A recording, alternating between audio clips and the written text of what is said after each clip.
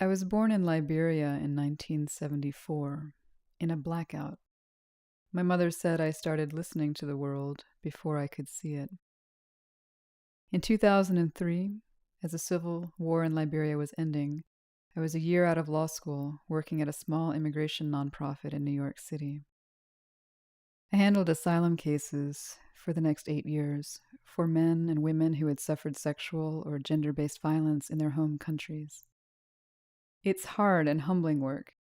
You have to learn how to ask a client about past harm, figure out how to shoehorn her life into a tidy legal argument, try not to hurt her in the process.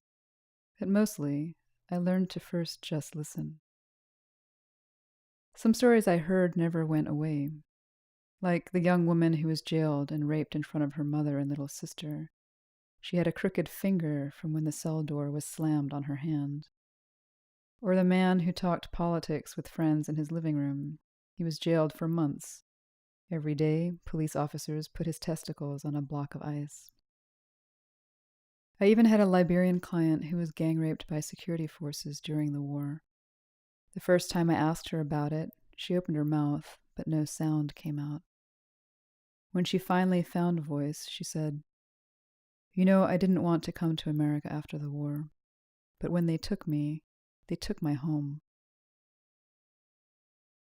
Over time, you win your cases.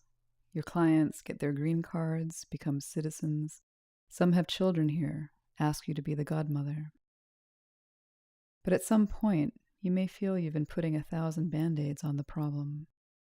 You ask yourself, how do we just stop this? What needs to happen so people don't have to leave home at all?